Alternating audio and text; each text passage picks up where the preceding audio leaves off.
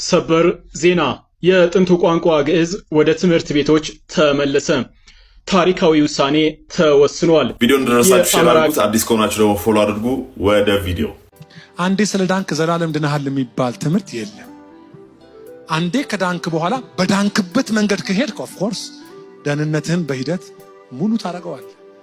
መንፈሳዊ ዓለምህን በሂደት በመሄድ በመንፈሳዊ ህይወትና ክርስቶስን በመምሰል እንጂ አንዴ ስለመጣው አንዴ መንፈስ ስለገባብኝ የፈለኩትን ሆናለሁ ብትሉ በቸርች በኩል ወደ ሲኦል መንገደኛ ትሆናለህ። እኚህ እንደፈራ አባት ስሟቸው ምን እንደሚሉ አሁን እኔ የማስተምረው ትምህርት እውነት መሆኑን በምን ነው የምታረጋግጡት? በሰንሰለቶቹ እስኪ በሰንሰለቶቹ በሉ። አሁን እንደሰማችሁት ለትምህርታቸው ማረጋገጫ የሚያነሱት መጽሐፍ ቅዱስን ሳይሆን ያስተማሯቸው መምህር እንደሆነ እኛ አባት ይናገራሉ። እኛ አባት እስከ 1500 ዓመት ሄዷል። የሞተ ቋንቋ ነው ተብሎ እንዲሞት ከመፍቀድ እንዲድን መሰራቱ ላይ ለምን ተቃውሞ በዛበት? ይህ የግዕዝ ቋንቋ ላይ እየተነሱ ላሉ ተቃውሞዎች የተሰጠ ምክንያታዊ እንደ አንድ ኢትዮጵያዊ ዜጋ ሐሳብ አስተያየት ነው። እንደ ጠበቃ ሰላም እንደምን አላችሁ ክቡራን ቤተሰቦቼ፣ ዛሬ ወቅታዊና አስተማሪ የሆኑ ዝግጅቶችን ይዤላችሁ ወደ እናንተ መጥቻለሁ። ላይክ እና ሰብስክራይብ በማድረግ ቤተሰብ ሁኑ። የግዕዝ ቋንቋ በአማራ ክልል ከ3ኛ ክፍል ጀምሮ ይሰጣል። ይህንን መባሉን ተከትሎ የተለያዩ ሰዎች ቅሬታ አላቸው። እነማን ናቸው? ሰበር ዜና የጥንቱ ቋንቋ ግዕዝ ወደ ትምህርት ቤቶች ተመለሰ። ታሪካዊ ውሳኔ ተወስኗል። የአማራ ክልል ትምህርት ቢሮ ከ2018 የትምህርት ዘመን ጀምሮ የግዕዝ ቋንቋ በአንደኛና መካከለኛ ደረጃ ትምህርት ቤቶች እንዲሰጥ መወሰኑን በይፋ አስታውቋል። ግዕዝ ለምን አስፈላጊ ሆነ? ግዕዝ ለዘመናዊው የአማርኛ ቋንቋ እንደ እናትና እንደ ስር መሰረት ይታያል። የቀድሞ አባቶቻችን ጥበብ፣ ስነ ጽሑፍና ታሪክ ለመረዳት ቁልፉ ግዕዝ ቋንቋ ነው። የዚህ ጠቀሜታ ምንድነው ካላችሁ ውሳኔው አዲሱ ትውልድ የሀገሩን ጥንታዊ ጥበብና ታሪክ እንዲያውቅና እንዲመራመርበት ያስችላል ተብሏል። በዚህ ጉዳይ ላይ ያላችሁ ሐሳብ ምንድነው? በአማራ ክልል በ2018 የትምህርት ዘመን የግዕዝ ትምህርት በግዳጅ ይሰጣል መባሉን ተከትሎ የክልሉ ሙስሊሞችና አመራሮችን አስቆጣ። ሙስሊሞች በደንብ ሼር አድርጉት፣ እስከ መጨረሻው ተከታተሉ። በአማራ ክልል የ2018 የትምህርት ዘመን የመጀመሪያ ደረጃ ትምህርት ቤቶች ከ3ኛ ክፍል ጀምሮ የግዕዝ ትምህርት አስገዳጅ ሆኖ ወርዷል። ይህም ጉዳይ የክልሉ ሙስሊሞችን አስቆጥቷል። በትላንትናው የጁማ ሁጥባም ኢማሞች በየመስጂዱ ይህንን ጉዳይ እንደማይቀበሉት አስረግጠው ሲናገሩ ነበር። ሙስሊሞችም እንደማይቀበሉ ሲናገሩ ነበረ። የክልሉ የተለያዩ ዞን መጅሊስም መግለጫ አውጥቷል። ይሄ የትምህርት አይነት ሙስሊሙ ማህበረሰብ ታሳቢ ያላደረገና ውይይት ያልተደረገበት በመሆኑ እንዲሁም በህገ መንግስቱ እንዲሰጥ ታሳቢ ከተደረገባቸው ትምህርቶች ውስጥም ባለመሆኑ የማህበረሰብ ውይይትም ያልተደረገበት በመሆኑ በክልላችን ትምህርቱ እንዲሰጥ ፈቃደኞች አይደለንም ብለው አስረግጠው ተናግረዋል። የክልሉ የተለያዩ አመራሮችም ይሄ ጉዳይ ሲወሰንበትና ሲዘጋጁበት ስላላማከሩንና ድንገት መጥተው ይህንን ትምህርት እናስተምራለን በማለታቸው እንዲሰጥ ፈቃደኞች አይደለንም ብለው ከህዝቡ ጋር አንድ አይነት አቋም እያሳዩ ነው። እናንተም ሀሳባችሁን አስቀምጡ፣ ግን ቪዲዮን በደንብ ሼር፣ ኮፒ ሊንክ፣ ሪፖስት አድርጉ። ብዙ ቴክስቶች በውስጥ እየመጡ ነው። ፍላጎቱ የለንም ድምጽ ሁኑን እያሉ ነው። በደንብ አደርሱት። አማራ ባልሆንም የግዕዝ ቋንቋን በጣም ወደዋለሁኝ። ትግሬ ባልሆንም የግዕዝ ቋንቋን በጣም ወደዋለሁኝ። በአማራ ክልል የግዕዝ ቋንቋ በትምህርት ስርዓት ውስጥ ገብቶ እንዲማሩት በመወሰኑ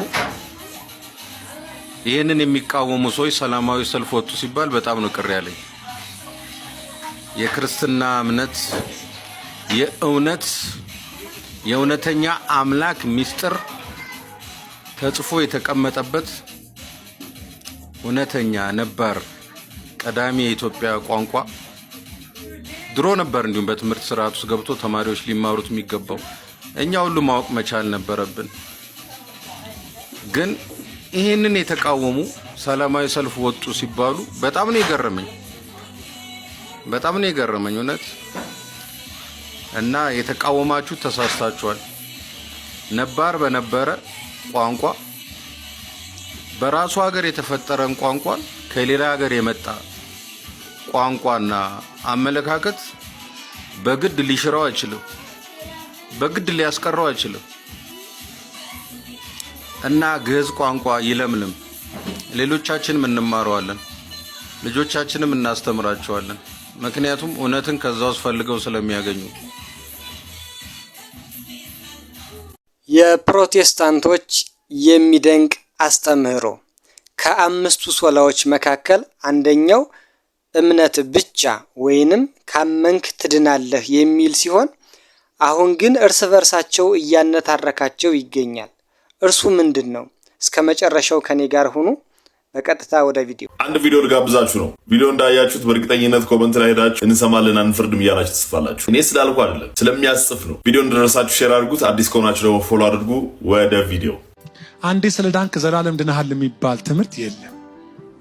አንዴ ከዳንክ በኋላ በዳንክበት መንገድ ከሄድክ ኦፍ ኮርስ ደህንነትህን በሂደት ሙሉ ታደርገዋለህ። መንፈሳዊ ዓለምህን በሂደት በመሄድ በመንፈሳዊ ህይወትና ክርስቶስን በመምሰል እንጂ አንዴ ስለመጣው አንዴ መንፈስ ስለገባብኝ የፈለኩትን ሆናለሁ ብትሉ በቸርች በኩል ወደ ሲኦል መንገደኛ ትሆናላችሁ ማለት ነው። ምንም ያክል ብትድኑ በቅስፈት በሂደት ደግሞ መዳናችሁን እየፈጸማችሁ ማትቀጥሉ ከሆነ አንዴ ስለዳነን የሚባል ነገር የለም። መንግስተ ሰማይን የሚያሳጣን አረምኑ ለምን ክፉ ታደርጉናላችሁ? ግን እኛስ ምን አልን?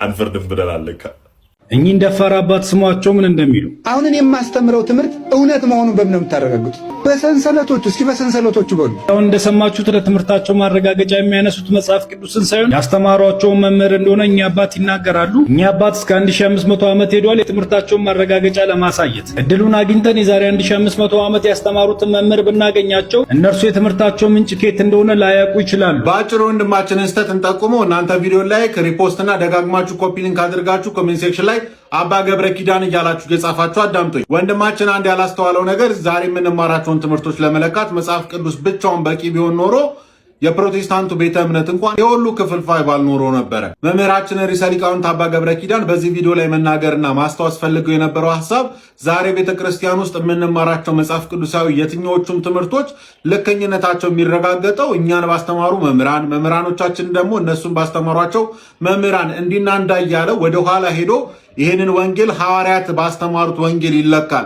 ሐዋርያቱ ደግሞ የተማሩት ከአንድ ጌታ ከክርስቶስ ስለሆነ ማለት ነው። በአጭሩ ርዕሰ ሊቃውንት አባ ገብረ ኪዳን ማስተላለፍና ማለት የፈለጉት ይህንን ነው። እንደው ከፍ ብለን ከመብረራችን በፊት የቆምንበት ቦታ ምቹ መሆኑን ብናረጋግጥ ጥሩ ነው፣ ስንወድቅ እንዳንሰበር ማለት ነው። የሞተ ቋንቋ ነው ተብሎ እንዲሞት ከመፍቀድ እንዲድን መሰራቱ ላይ ለምን ተቃውሞ በዛበት? ይህ የግዕዝ ቋንቋ ላይ እየተነሱ ላሉ ተቃውሞዎች የተሰጠ ምክንያታዊ እንደ አንድ ኢትዮጵያዊ ዜጋ ሐሳብ አስተያየት ነው። እንደ ጠበቃ የሰጠሁት ሐሳብ ሳይሆን እንደ አንድ ኢትዮጵያዊና በቋንቋና በራሱ ማንነት ላይ ግልጽ የሆነ ምልከታ ያለው ኢትዮጵያዊ ዜጋ የሰጠው ሐሳብ እንደሆነ ግምት ይወሰድልኝ። እንግዲህ እንደምታስታውሱት የተከበሩ ዶክተር በድሉ ዋቅጅራ ለቢቢሲ በሰጡት አንድ ሐሳብ ላይ የግዕዝ ቋንቋ ሞቷል፣ ግዕዝ ቋንቋን ለልጆች ማስተማር ጊዜን ማባከን ነው፣ ቋንቋውን ለጥናት ዓላማ ለሚጠቀሙ ሰዎች ብቻ በፈቃደኝነት ላይ መሰረት በተደረገ ሁኔታ ሊማሩ ይገባል በሚል ያነሷቸውን ሐሳቦች በተመለከተ ምክንያታዊ በሆነ መልኩ መሞገት አግባብነት ስላለው ነው የተገኘሁት ማለት ነው። ከመሰረቱ የግዕዝ ቋንቋ ሁሉን ያቀፈ በመሆኑ በስነ ልሳን፣ በታሪክ፣ በስነሰብ፣ በኪነ ጥበብ፣ በስነ ጽሁፍ፣ በጥናትና ምርምሮች በተለየ መልኩ አገልግሎት ላይ እየዋለ ያለ ጣፋጭ ቋንቋ ነው። ጣፋጭ ለዛውም እያንዳንዱ ምልክቶች የራሱ የሆነ ትርጓሜ ያላቸው፣ እያንዳንዱ ነገር ከሰውነት ጋር የተሰናሰሉ ለጥናትና ምርምር ለማንነት መገለጫዎች ምክንያት የሆነ መሆኑን ማወቅ ይህ ተገቢ ነው ብዬ አስባለሁ። ሌላው ግዕዝ ቋንቋ ለኛ ለኢትዮጵያውያን እንደ ሀገር ለሀገር ኩራት ነው፣ የማንነት መገለጫ ነው። ኢትዮጵያችን ራሷን፣ ዕውቀቷን፣ ትምህርቷን፣ ታሪኳን የጻፈችበት ቋንቋ ግዕዝ ነው። ዛሬ ላይ በተለያየ መልኩ ሀገራችንና ማንነታችን ለማጥፋት የተነሱ ግለሰቦች ወይም ደግሞ ሀገራትን የወሰዱትና የወረሱት እያንዳንዷን ጥበቧ ከግዕዝ ቃል ነው፣ ከግዕዝ መጽሐፍቶቿ ነው፣ ከግዕዝ ድርሳናቶቿ ናቸው ማለት ነው። ይህንን አላወቁም ብሎ መገመት ይህንን ምሁር ዘበት ነው የሚሆንብኝ። ምክንያቱም እነዚህ እሳቸው በጻፏቸው የአማርኛ ድርሳናት እንዲሁም ደግሞ የጥበብ ጽሑፎቻቸውና የግጥም መድብሎቻቸው ላይ አብዛኛው ፊደል የተጠቀሙት የግዕዝ ፊደል ነው። ስለዚህ የግዕዝ ፊደል የጥበብ መገለጫ ነው፣ የምርምር መገለጫ ነው፣ የእውቀት ማዕከል ነው። ይህንን የእውቀት ማዕከል ግን እንደሞተ አድርጎ መግለጽ ምክንያታዊነት ይጎለዋል ማለት ነው። ስለሆነም እንደ ሀገር ቅርሷም ስለሆነ ሊታወቅና ሊመረመር እንደሚገባ የሀገራችንም ሁለንተናዊ መገለጫዋ ብቻም ሳይሆን ሕያው ልሳኗ ግዕዝ ቋንቋ ነው። ስለዚህ ግዕዝ ቋንቋን ሞቷል ለማለት የማስችላቸው ምክንያቶችን ልግለጽ። እሳቸው ያነሱት 25000 ቋንቋ ከ5000 በታች የሆነ ተናጋሪ ካለ ቋንቋው ሞቷል፣ አሊያም ደግሞ የአፍ መፍቻ ቋንቋ ተናጋሪ የሌለ እንደሆነ ቋንቋው ሞቷል ብለዋል። ይህ ቋንቋ እሳቸው በአንድ አካባቢ ስላልተነገረ ብቻ እንደሞት አደረጉ እንጂ በመላ ሀገራችንና በመላ ዓለም የሚነገር ቋንቋ ነው። ይህ ግዕዝ በአብነት ትምህርት ቤቶች የአፍ መፍቻ ቋንቋ ግዕዝ ነው። በኢትዮጵያ ኦርቶዶክስ ተዋሕዶ ቤተክርስቲያንም ሆነ ደግሞ በካቶሊካዊት ቤተክርስቲያን የአምልኮ ስርዓት መከወኛ ቋንቋ ግዕዝ ነው። ምክንያቱም ሰማያዊ ቋንቋ ነው ተብሎም ስለሚታሰብ ማለት ነው። ስለዚህ ቋንቋው አልሞተም። ይህ ብቻም አይደለም፣ ለጥናትና ምርምር በዚያም ባለፈ ደግሞ በዓለም አቀፍ ታላላቅ ዩኒቨርሲቲዎች ጭምር ቋንቋው በስፋት እንዲሰራጭና ለጥናትና ምርምር ምክንያት እንዲሆንም የቀረበ ነው። ስለሆነም ይህ የግዕዝ ጣፋጭ ቋንቋ አልሞተም ማለት ነው።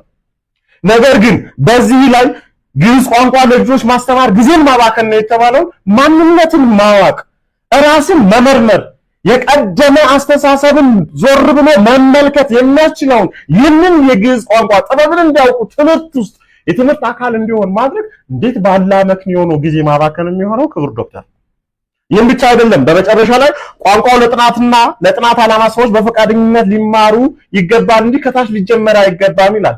እንግዲህ ጣሊያንኛ እየተማረን፣ ፈረንሳይኛ እየተማረን፣ አረብኛ እየተማረን በአገር ውስጥ ያሉ ሌሎችንም ቋንቋዎች ከ80 በላይ የሚሆኑ ቋንቋዎችን እየተማረን ምን ነው ግዕዝ ቋንቋ ላይ በትራችሁን ጡንቻችሁን አበዛችሁ አነሳችሁ?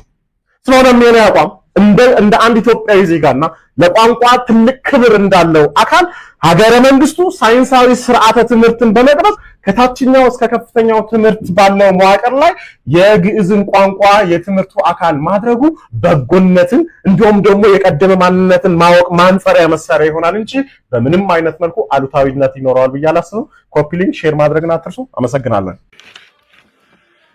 ስዕሉ ራሱን አንድንም እንዴ ምንድነው ለስዕል እንደዚህ መታብዱስ ላሉት ነው። ስለዚህ ማውራት አልፈልግም። ምክንያቱም ልጅቷ በእድሜዋ ትንሽ ናት፣ በእውቀት ዜሮ ናት፣ በሃይማኖት ደግሞ ኔጌቲቭ ናት። የሃይማኖት አይባልም። ምክንያቱም ሃይማኖት ቢሆን በዚህ ደረጃ እንደዚህ ሰው የሚያናድድ ነገር የሚሰራ የሰይጣን እምነት ተከታይ ስትሆን ብቻ ነው ሰውን ለማበሳጨት። ክርስቶስ የሚያነጻን መድኃኔዓለም ነው። የምንነጻው ደግሞ ማረን ብለን ንስሐ ገብተን ስጋውን ደግሞ ስንቀበል ነው። እየተሰበሰብን እንደ ክምር ብንናድ ምህረት አናገኝም። ደሙን አፍሷል፣ ስጋውን ቆርሷል፣ ዘመንን ባርኮ ሰጥቶናል። ምን እንዲያደርግልን ነው የምንፈልገው? እንኳንስ እናንተ እኔም ቢሆን እዚህ መቆም ደስ የሚያሰኘኝ አይደለም። የእግዚአብሔርን መልእክት እንደ ቤተ ክርስቲያን ሐሳብ ለማድረስ ነው እንጂ ቁጭ ብዬ ለኃጢአት እያለቀስኩ ብኖር ደስታዬ ነው፣ እውነት ለመናገር። ስለዚህ መድኃኔዓለም እንዲያነጻን ሳንነጻ የሰላም ሀገር እንፈልጋለን። ሳንቀደስ እግዚአብሔር ሆይ ውረድ ፍረድ እንላለን። በየት ይውረድ? ማን ያስወርደው? ማን ያስመጣው? በራችን ዘግተን ልባችን ተቆልፏል። ስጥጡ አልባሲክሙ አልባቢክሙ ዋኮ አልባሲክሙ፣ ልብሳችሁን ሳይሆን ልባችሁን ቅደዱት ብሎ ተናግሯል። መድኃኔዓለም ሁላችንን የሚያንጻን ይቅር ይበለን፣ በምህረት አይን ይመልከተን። እንግዲህ ዘመዶች ዝናቡ የሰፈሩን ቆሻሻ ሁሉ ሲያጸዳ እኛ ከነ ቆሻሻችን መስከረም እንዳይጠባ ሁላችንም ንስሐ እንግባ። እውነቴን ነው የምነግራችሁ፣ ከላይ እስከታች ሁላችንም ንስሐ እንግባ። ከነገ ሰኞ ጀምሮ ንስሐ እንግባ። እኔም ለራሴ እገባለሁ። እውነቴን ነው የምነግራችሁ። መድኃኔዓለም ደግሞ አንጽቶ የማይደፈርስ ውሃ ነው። ከአንድ ኩሬ 10 ሰው ቢታጠብበት ይደፈርሳል። መድኃኔዓለም ግን ዓለም ሁሉ ቢታጠብበት የማይደፈርሰው ውሃ፣ ንጹህ ውሃ እሱ ነው። የማይጸየፈን ውሃ፣ የማይከለከል ውሃ፣ ነፍስን የሚያነጻ ውሃ፣ ልብን የሚቀድሰው ውሃ፣